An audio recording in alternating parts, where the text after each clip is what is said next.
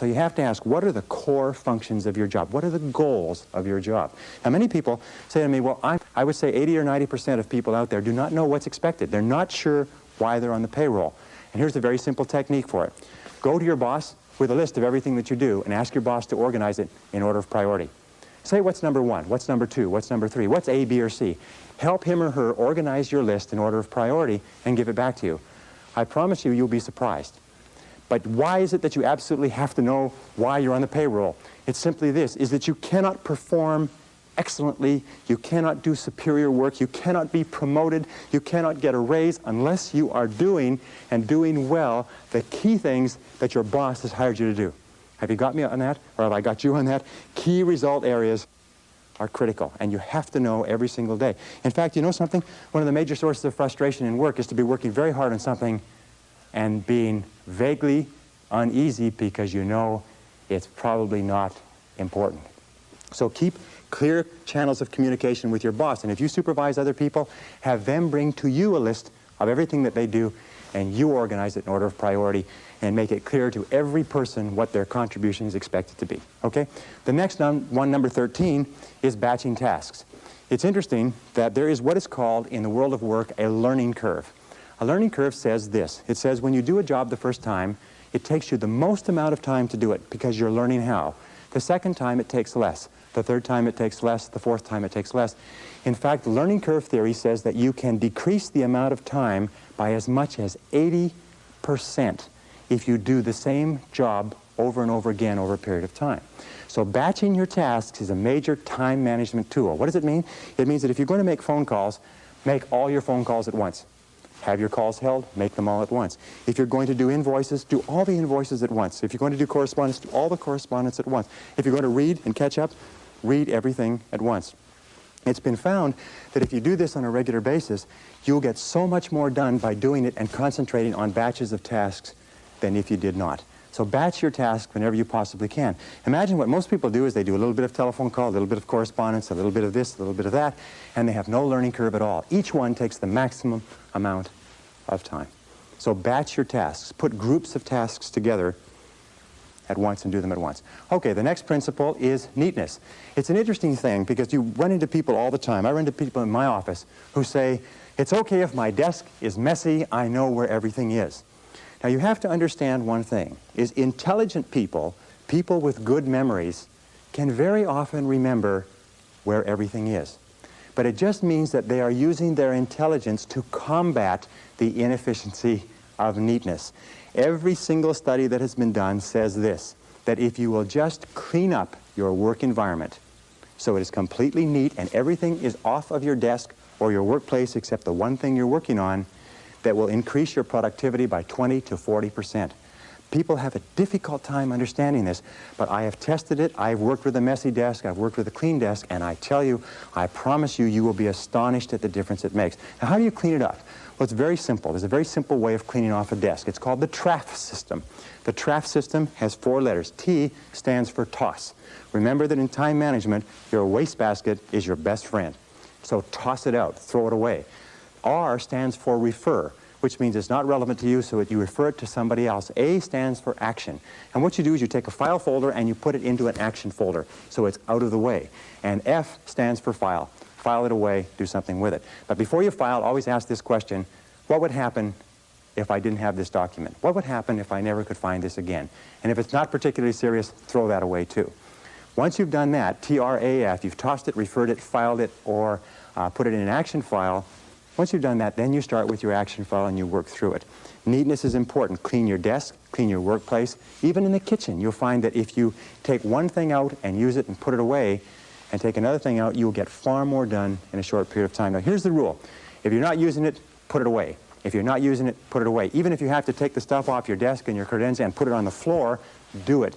Your briefcase is your workplace if you are on the road, if you're a salesperson, if you're moving around. Make sure your briefcase is neat and orderly and has everything that you need and nothing more than you need. Neatness is critical to productivity. Here's the final point. In a study that was done recently, 98% of senior executives said they would not promote a messy person. that they would not give a messy person greater responsibilities. That if you are messy, no matter how much you kid yourself, everybody around you concludes that you are inefficient, undependable, unreliable, and incompetent. And even if you do the job well, they think it's just an accident. So be neat. Stand back from your desk and look at it and say, what kind of a person would work at a desk like this? Stand back and look at your car. Say, what kind of a person drives a car like this? Look at your workplace, your briefcase. Look at your home and say, what kind of a person lives here or works here? And you'll find that what will come to you is messy, inefficient, incompetent, disorganized, and so on. Neatness is critical to time management.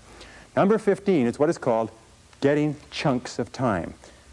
Interesting studies. Over and over they have found that important work requires chunks of time to do. What is a chunk of time? A chunk of time is 60, 90 minutes, 2 hours. In fact, it's been found that most serious work cannot be done in less than 60 or 90 minutes. So when we look at the work styles of highly effective people, successful people, the ones who make the most money, the ones who graduate or are promoted the most rapidly, you find that they have developed the habit of cutting out blocks of time where they can work without interruption. Now here's an example. There's several examples that you can use. One of the examples, and one of the ways that I do it, is that I get up early in the morning. Sometimes I get up at 5 a.m. and I'll work for 2 or 3 solid hours. You can get an entire day's work done in 3 uninterrupted hours. As a matter of fact, again, we have found that it's impossible for you to do creative work and administrative work at the same time. If you have creative work to do, reports to do, proposals, anything that requires a sustained period of time to put together, you cannot do it at the desk when the telephone is ringing and people are coming in. You cannot do administrative and creative work together. You have to break them apart. In the office, you do administrative work and you cut away chunks of time for the important stuff that affects your future. One of the things that I do is I come into the office an hour early. I can clear off in 1 hour, I can do half a day's work. Another thing that you can do is stay at the office at lunchtime. Work at your desk. At lunchtime sometimes is the very best time to work. And by the way, if you work from 12 to 1 and then go out for lunch, you'll find that you can get in anywhere, that you don't have any wait, that you can get in and out and back to work quickly. A third is stay late. Sometimes just working from 5 to 7, you'll do an entire day's worth of work. By the way, with regard to travel, I travel a lot, and more people travel by air. 1 uninterrupted hour on an aircraft, if you're properly organized with all of your work in your briefcase, is worth 3 hours in your office. So if you're going to travel, be sure that you take the work necessary so that you can work, if you like a workhorse once you get on that plane. I always try to sit next to a window. If you sit next to a window, you can bury yourself in your work. You have no interference. People are not walking over you, but you can get an enormous amount of work done on a plane. As a matter of fact, much of this course that we're talking about today was done on airplanes. Number 16 is to use what we call transition time. Remember this, is that you will always be paid in life for the value of your contribution. And if you want to earn more, you must learn more. And the most successful people are those who are continually taking in new information, continually learning more, continually taking every opportunity to keep current with their profession and to advance their knowledge. In fact, the knowledge in every single field today is doubling every 5 to 7 years, which means that whatever you're doing, in order to stay even, your knowledge has to double every 5 to 7 years. Now, it's simple to do this. The basic rule is this. You should or you must spend an hour every day investing in your own mind, investing in yourself. You must take an hour every day and read and study and take notes. If you're doing less than an hour a day, you're falling behind. If you do 2 hours a day, you put yourself on the side of the angels. Now, here's some of the ways that you can get this extra learning time, this extra working time, this extra personal growth time. First and most important of all is driving or traveling to and from work. If you drive, the average driver today drives 12 to 25,000 miles a year.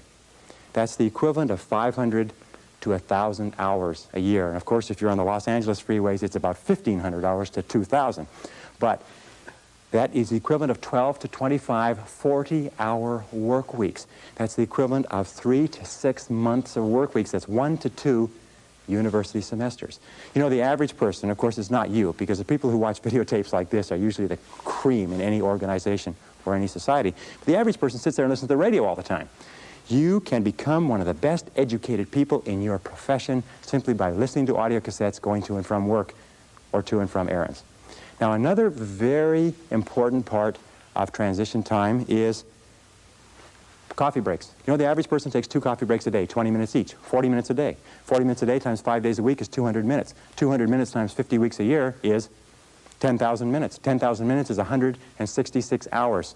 166 hours is over 4 full 40-hour weeks. Now, what does that mean to you? It means that if you just decide that you're going to read on a particular subject at your coffee breaks for the next year, you will be an expert on that subject before the year is out. Just when you sit down with coffee, make sure that you have something to read, whether it's time management or goal setting or personal communications or your profession. If you wanted to be an outstanding salesperson, if you just read on your coffee breaks 20 minutes in the morning, 20 minutes in the afternoon and applied what you learned, you could double your income in less than a year. And most people sit there in their coffee breaks and they read the sports page and they don't realize that their life is passing them by. Well, another key element of transition time is lunch times. The average person takes an hour a day.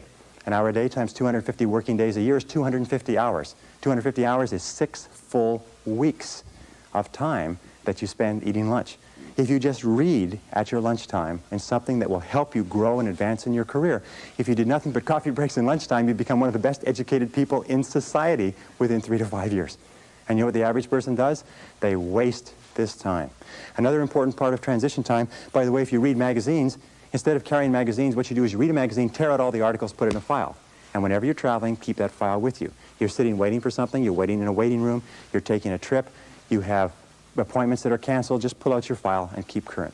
Remember, keep taking in more information. Use those, what are called gifts of time. These are gifts of time that are given to us by God, and we can do anything we want with them. But high-performing human beings use those gifts of time as though they were precious, and low-performing human beings do not. Which do you want to be? Okay, the next is what we call telephone. You know, the telephone is interesting. Telephone is an essential part of our lives, but as we said a little bit earlier, we are conditioned from our teenage years to look upon the telephone as a social tool. It's something that we look forward to getting onto because we associate it with romance and fun and communications with people that are important to us. As adults, however, we have to change our thinking 180 degrees. We have to realize that the telephone is a business tool. The telephone is a business tool. It's like a computer, it's like a typewriter, it's like a photocopier. It may have other uses, but it's a business tool. So here's the rule with using the telephone. Get on and get off fast. See how fast you can get on and off the phone. Control your telephone calls, as we said before. Let other people, let your telephone calls get batched so that you can call them back and you control the calls. Call back at their lunch times. Call back at the end of the day. Call back so you control the time. Now, when somebody calls you and you take the call, here's the key question. Always ask, what can I do for you? They'll always have a tendency to say, hi, how you doing? How's things going? How's the weather out there? You say, fine, what can I do for you? And get straight to the point of the phone call. Another thing that you can say is, how can I help you? And make it very, very clear that this is a business call. If you're going to be making phone calls, look upon a phone call as a meeting by wire. And what you do is you make an agenda for the meeting. What many people do, if you talk to people all the time, keep a file on that person. And when you think of calling that person, take out the file and work on your agenda. Go down the agenda. When you completed the agenda, you say, thank you very much. I'll let you go now. I know you're busy. And hang up the phone. What do you do with talkative people? Talkative people, you say, excuse me, I've got another call coming. I've got to run. If that doesn't work, you say, my boss is calling me. If that doesn't work, hang up the phone in the middle of the conversation as though the phone line has been cut off. The person probably won't even pay any attention to it because they're so used to being cut off by other people. Remember this, is that people are time wasters, and the great majority of people have no goals, they have no priorities, they have no plans, they have no concern about becoming successful, and they think that you're the same. They think because their time isn't worth anything, that your time isn't worth anything also. So be very alert to that. By the way, one final point. When you have telephone meetings, keep good notes. I heard a very smart man say that the power is on the side of the person with the best notes. I have lost thousands of dollars because I have agreed to something on the telephone. I have not documented it. The person has come back to me and said, you agreed to something else, and they had it written down in their files, and I couldn't argue. So when you're on the telephone, write. One final point is always have a pen, always have a pencil, always have a pad. Never pick up the telephone without a pen in your hand. The most incredible thing I hear over and over again is when I call people and I try to leave a message, their voice drops and they say, oh, just a minute, I'll go and see if I can find a pencil. and the phone goes clunk, and the person goes away, and they come back and they say, oh, geez, this pen won't work, just a minute, and the phone goes clunk and they go away again. If a person ever answers the phone without a pen in their hand, you know this person is going nowhere in life. It's as simple as that. My own personal opinion, of course. The next key is punctuality. One of the most important things you can get in terms of reputation is a reputation for being punctual, which means being on time. My friend Joel Weldon says it very well. He says, if you're not early, you're late. That there is only one-minute period in any appointment when you're exactly on time. And so if you aren't there early, you're there late. Less than 5% of people in America are punctual. Less than 5% of the population is punctual. And those people stand out. As a matter of fact, if you want to stand out from the average person, all you have to do is develop a reputation for punctuality. Pretty soon people say, boy, he or she sure is punctual. He or she sure is punctual. Now, let me tell you something about punctual people. If you ask a person, what do you think about so-and-so who is very punctual? They will say, I think this person is more competent, more reliable, more dependable, more intelligent, more valuable, and more likely to be promoted and given greater responsibilities than the person who is late all the time. The person who is late all the time is considered unreliable, sloppy, undisciplined, a poor time manager, and not capable of greater responsibilities. Why is it that people are not punctual? Two reasons. One is they don't realize how important it is. It never occurs to them that when you are late for an appointment, you are insulting the person who has agreed to see you at that time. If you are in sales and you're late for appointments, you can forget it. I had an interview with a person the other day who I was hiring for a very expensive position. She showed up to an appointment 15 minutes late. A person who comes 15 minutes late to the first appointment, the basic rule is this, is never hire a person who comes late to an interview. A person who comes late to an interview is sending you a flash. It's a signal that this person is unreliable, incompetent, undependable, and if you let them get away with it, you're in for trouble. Anyway, I'm just passing on that. Punctuality, coming back to that. Lombardi, Vince Lombardi of the Green Bay Packers, had what he called Lombardi time, which meant 15 minutes early. If he said to his team, be here Lombardi time, that meant be there 15 minutes early. Develop the reputation for being punctual. And finally, one other thing is if you are a superior and you have subordinates or you have people working for you, reporting to you, don't keep them waiting. If you agree to see them at 3 o'clock, don't keep them out there spinning their wheels, standing around. It's one of the worst insults that you can do to people.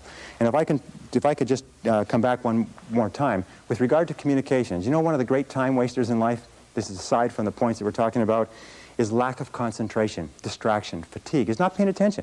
How many times have you had problems, serious problems, because you had a conversation with a person and they agreed to do something, or you agreed to do something, and one or the other of you forgot all about it, didn't remember it, wasn't paying attention, it wasn't done, it cost an enormous amount of money? How often does that happen to you? Paying very close attention is a powerful time management tool. If somebody comes in to see you, cut off all phone calls, close the door, clear your desk, and concentrate single-mindedly on a person.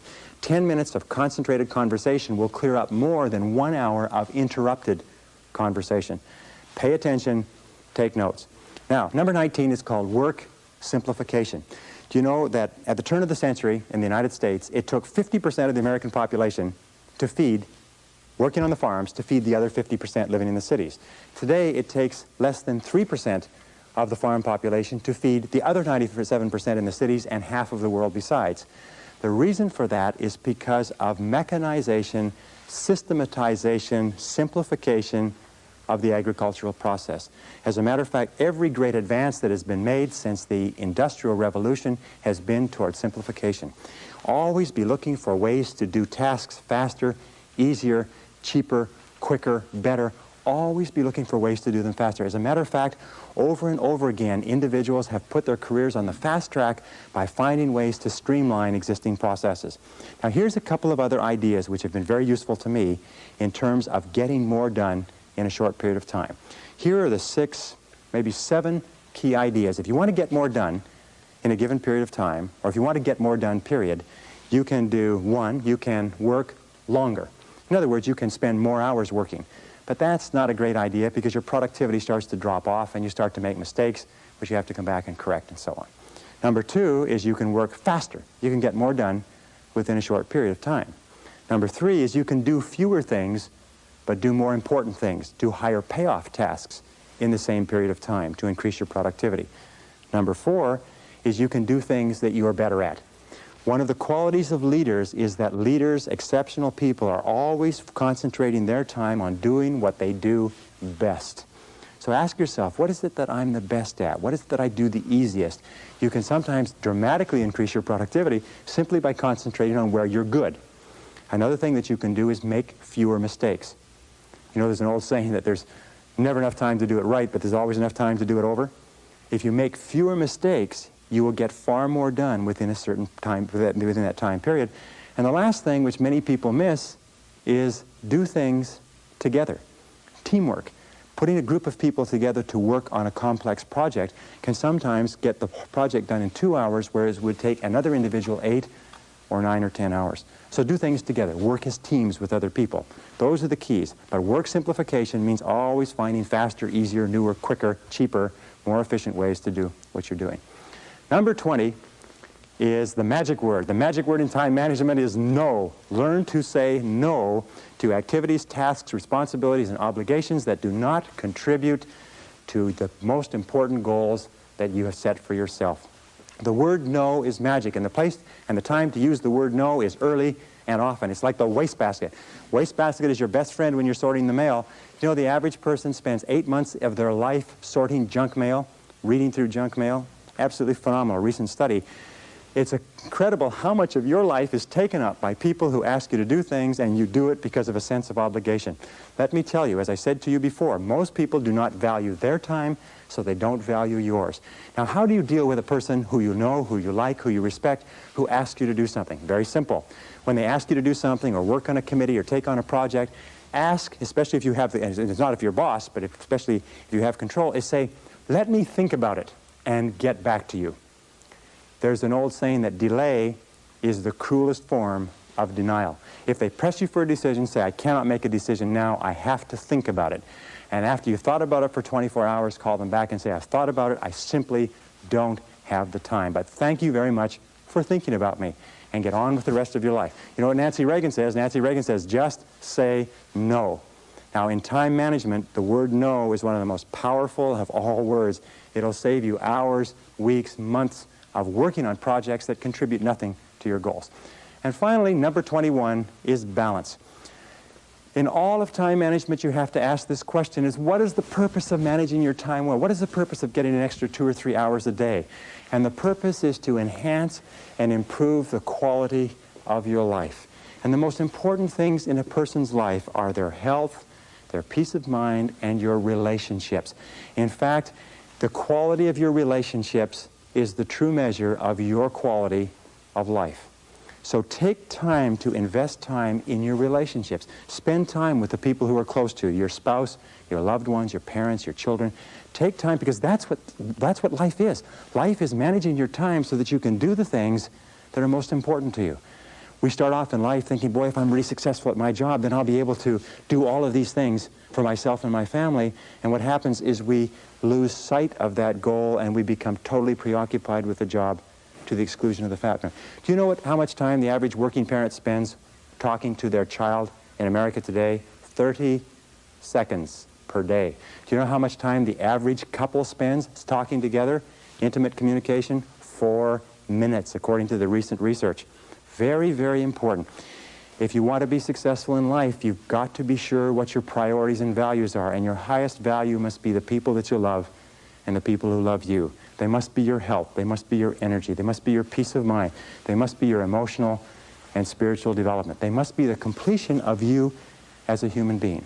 So when you are using all these time management techniques, remember that the purpose of using these time management techniques is to enhance the overall quality of your life. Ask again, what would you do if you only had 6 months to live? What would you do if you only had 6 months to live? Who would you spend your time with? Where would you go? What would you want to do? What would be important? What would be unimportant? If you ask that question over and over again, you'll have a tendency to keep your life in balance. Everything in moderation. Now, if I could just summarize by saying 2 or 3 quick things. The essence of success in time management is goals. The key to goals is to write them down and to make organized plans for their accomplishment. The key to those organized plans is to set priorities and determine what is more important and what is less important. And always concentrate on the most valuable use of your time. The key to concentrating the most valuable use of your time is to stay at the task until it's finished. Persevere without distraction or diversion. Keep at it. Hammer, hammer, hammer until your most important tasks are finished. And finally, develop that sense of urgency. Do it fast. Do it now. Fast tempo is essential to success. Fast tempo goes hand in hand with energy, with happiness, with enthusiasm, with self-esteem. So make crystal clear what you want to do, make crystal clear the steps, and start working on those steps and do something every day to move you toward the most important goals of your life. And if you do that, you will be an excellent time manager, an excellent personal manager, an excellent life manager. You will have a great, great life. Thank you very much.